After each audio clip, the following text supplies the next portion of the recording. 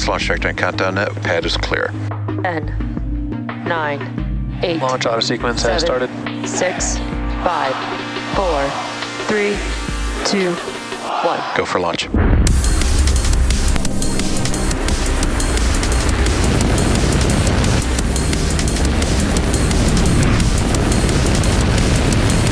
Vehicle is supersonic. Stage separation confirmed. Dragon, separation confirmed.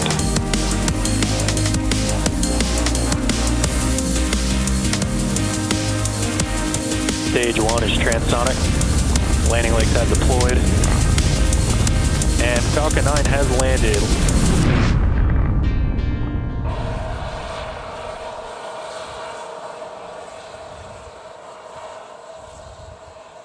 We are looking at a live shot of the moon over Vandenberg this evening with really clear skies at altitude. The Falcon 9 rocket that's carrying tonight's payload is awaiting liftoff from Vandenberg Space Force Base in California in about 9 minutes from now. Tonight's mission is the first of 3 launches this week from all 3 launch pads in California and Florida. Hey everyone, my name is Somi Srivastava and I am a structures engineer here at SpaceX. Today's mission carries a national security payload that is designed, built, and operated by the National Reconnaissance Office, or the NRO. Tonight's mission marks SpaceX's 347th overall launch, the 52nd launch of 2024, and the 5th NRO launch on a Falcon 9. This mission continues NRO's development of cutting-edge capability that deliver critical information that can only be obtained from the vantage point of space. The range and vehicle are currently green, and we're on track for an on-time launch at 1 a.m. Pacific time. It's also worth noting that we won't be showing any Stage 2 or deployment views at the request of our customer. So for now, let's meet our vehicle and learn a little bit more about the most flown U.S. launch vehicle ever, our Falcon 9 rocket. Falcon 9 is a 2-stage rocket that is designed and manufactured by SpaceX for the reliable and safe transport of people and payloads into Earth orbit and beyond. It's also the first and currently the only orbital class rocket that's capable of reflight. The entire vehicle stands at 229 feet tall, or about the height of a 21-story building. The bottom 2/3 of the vehicle is the first stage, which is commonly referred to as the booster. And not only is the first stage the largest part of the rocket, but it's also the portion of the rocket that we attempt to land on either one of our drone ships or back on land for future reuse. Reusability is a critical part of our goal of making life multiplanetary, and every mission provides valuable information on repeated launch and reusability. Reusability also allows us to refly the most expensive parts of the rocket, which in turn drives down the cost of access to space. And today's booster will be flying for its 16th time. And we're working towards qualifying our fleet of Falcon boosters and fairings to support 40 missions each. There are 9 M1D engines at the base of Falcon 9 that generate 1.7 million pounds of thrust at liftoff to accelerate the first stage through the Earth's atmosphere and into space. And eventually, the booster separates from the rest of the rocket, returning to Earth to be reused, while Stage 2 continues to its target altitude, where it will deploy today's payloads. After stage separation, the booster will be returning to our drone ship, Of Course I Still Love You, which is currently located in the Pacific Ocean. And to date, we have landed a Falcon booster 309 times. So through the clouds, let's turn our attention back to Falcon 9 on the pad today. Above the first stage is the second stage, which has a single Merlin vacuum or MVAC engine that ignites after the first stage separates. And that is what will carry the NRO payload into orbit. Located above the second stage is the payload fairing, which is the large barrel structure at the top of the rocket. At 17 feet in diameter, the carbon composite fairing protects satellites on their way to orbit and are jettisoned around 3 minutes into flight. The fairing halves supporting today's mission are both flight proven, with one half flying for its 12th time and the other half flying for its 3rd time. After separation from the second stage, both fairing halves will return to Earth and will be recovered by our recovery team. Retract. So next up, the transporter erector, or TE, will retract away from the vehicle, and that is the large truss structure you see there next to the rocket. So shortly, we should see the clamp arms opening up around the second stage, and then the TE will begin to pull away from the rocket slightly. And then at T0, the ground hydraulic systems will pull the TE even further away from Falcon 9 as it lifts off. So right around now is when the clamp arms are opening up, and in around 5 seconds, they should be fully open.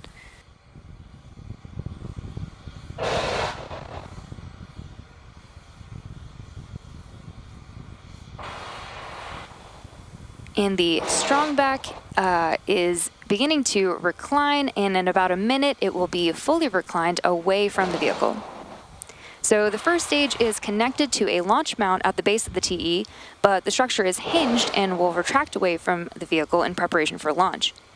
And you may hear it referred to as a strongback from the launch team, and it does a lot of heavy lifting in the lead up to launch. We use the TE to roll the rocket out to the pad and raise it to its vertical launch position. And the TE is what we use to route the vehicle's fluids, power, and telemetry umbilicals from the ground systems to the rocket and payload until Falcon 9 switches to internal power and clears the pad. And at this point in the countdown, both the first and second stages are nearly fully loaded with 1 million pounds of kerosene fuel and liquid oxygen. Both first and second stages should finish loading propellant about a minute apart from each other, with the first stage finishing up right around now at Stage 1 LOX load complete. There, we heard that call out right on time, and we will expect to hear that the second stage will be fully loaded at around T-minus 2 minutes.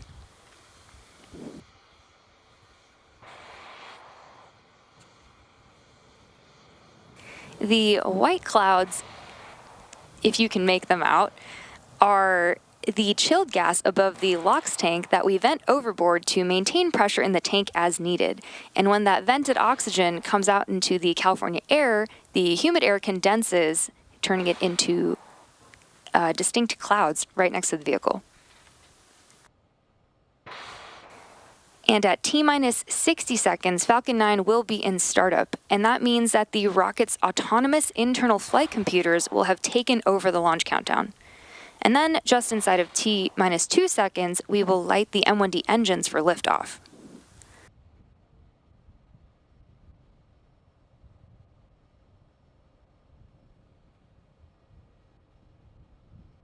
Stage 2 LOX load complete. There's a great call out right on time for Stage 2 LOX load completion. And the NRO payload continues to be healthy, and the Falcon 9 team is currently tracking no issues on the rocket. Closeout has started. Weather is still looking green, and the range is ready to support our T0 of 1 a.m. Pacific time. And with that, we are proceeding into the last few minutes of terminal count.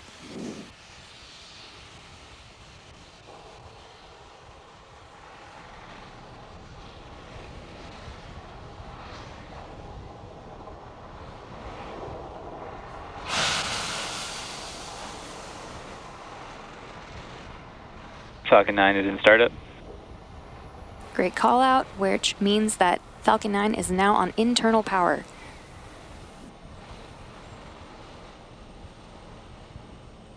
LD is go for launch. And there you heard the LD give the final go for launch. So let's sit back and watch.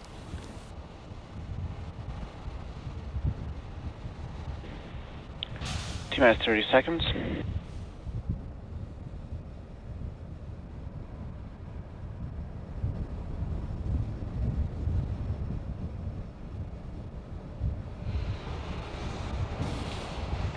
T-minus 15 seconds.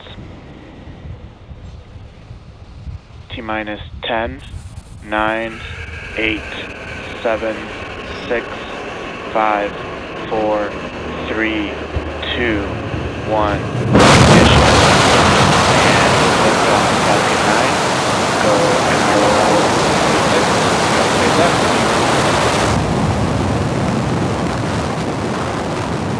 Vehicle is pitching downrange. Engine chamber pressure is nominal.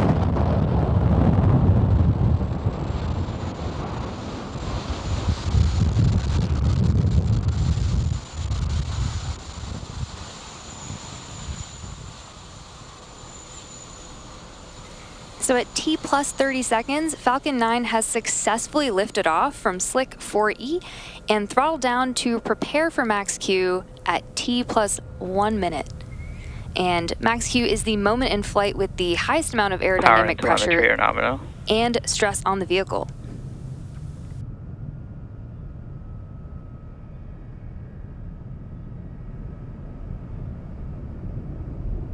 Falcon 9 is supersonic.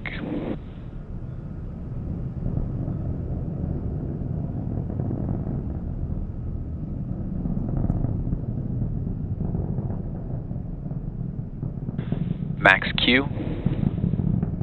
There we just had max Q. So with that call out, we now have 3 events coming up in quick succession, starting with MECO, followed by stage SEP, and then SES-1. MECO, or main engine cutoff, is where all 9 M1D engines shut off to slow the vehicle down in preparation for stage separation, which is where the first and second stages separate from one another. Then stage 2 will continue to second engine start 1, or SES-1, and that is where the single MVAC engine lights up and propels the second stage to orbit. Kill.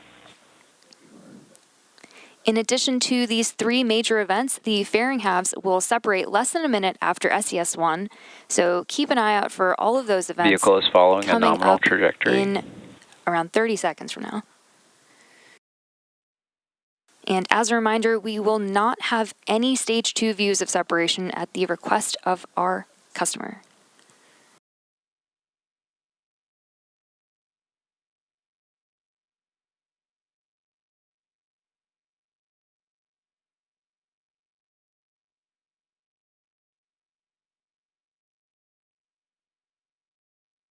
MECO. Stage separation confirmed. And we have confirmation of main engine cutoff and stage separation, MVAC SES-1, startup. coming up in a few seconds. There it is.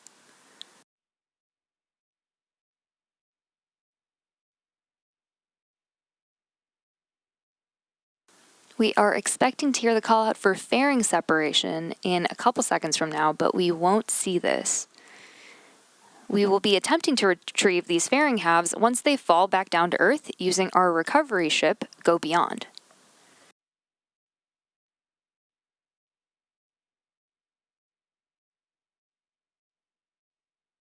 Fairing separation confirmed. And we just confirmed fairing separation. And you also heard and maybe even saw those 3 events that happened back to back, which again were MECO, stage separation, SES-1, followed about 30 seconds later by fairing separation. We'll be attempting to retrieve these fairing halves again today back on Earth with our recovery vessel, Go Beyond. And coming up in about 3 minutes from now, the booster will initiate its entry burn to begin its journey nominal trajectories to the Of Course I Still Love You drone ship that is currently in the Pacific Ocean. Great call out there.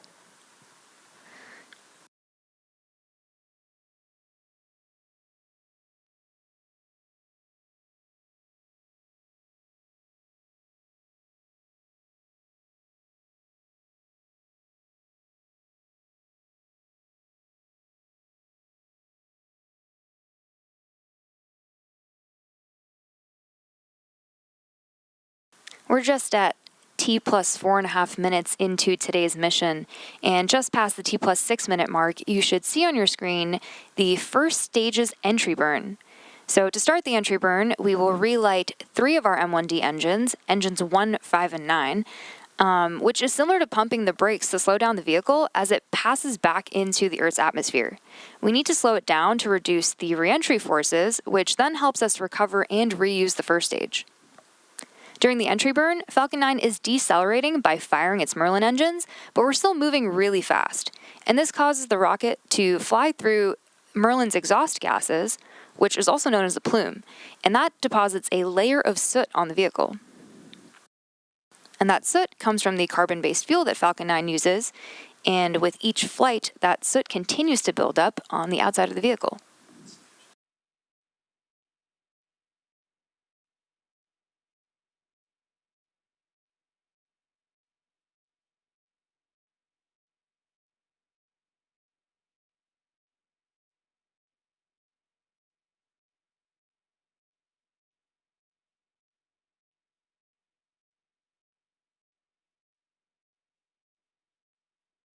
That entry burn should be coming up in about 20 seconds from now.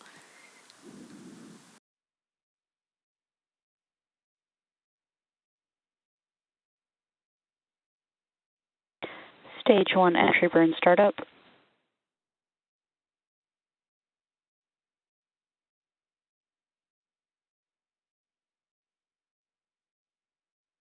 So entry burn has begun, and we have lit engines 1, 5, and 9 to slow down the vehicle.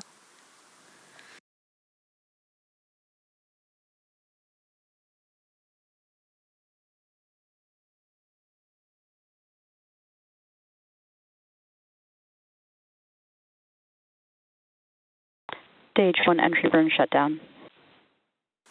And we just completed our entry burn. And coming up next in about a minute will be landing burn.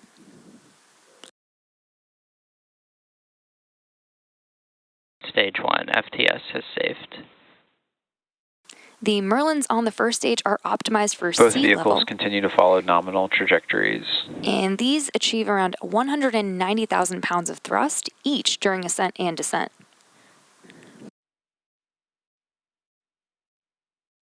And for landing burn, we use just one of these, engine 9, to slow the vehicle down just before touching down on our drone ship.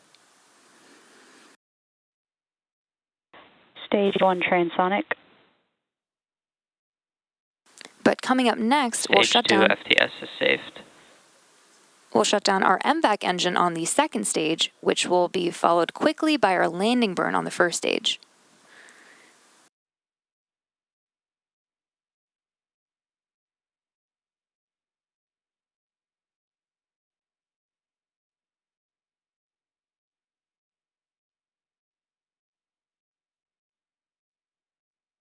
Stage 1 landing burn.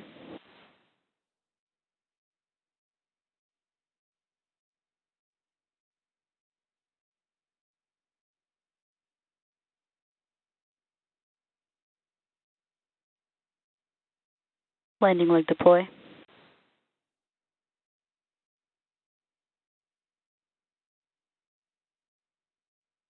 Stage 1 landing confirmed. An awesome Stage 2 has entered terminal guidance. An awesome view of our Stage 1 that is now landed back on our drone ship. Of course, I Still Love You. This was the 16th launch and landing for this first stage, and this landing marks SpaceX's 310th recovery of an orbital class rocket, including first stage landings for Falcon 9 and Falcon Heavy. And with that landing, we will bring today's webcast to a close. Thank you to the National Reconnaissance Office for entrusting us with today's mission. And if you're interested in learning in more launch coverage, be sure to check out spacex.com/launches for the most up-to-date information. Today's mission marks SpaceX's 347th overall mission to date and 52nd mission of the year. Thank you for tuning in, and we'll see you again soon.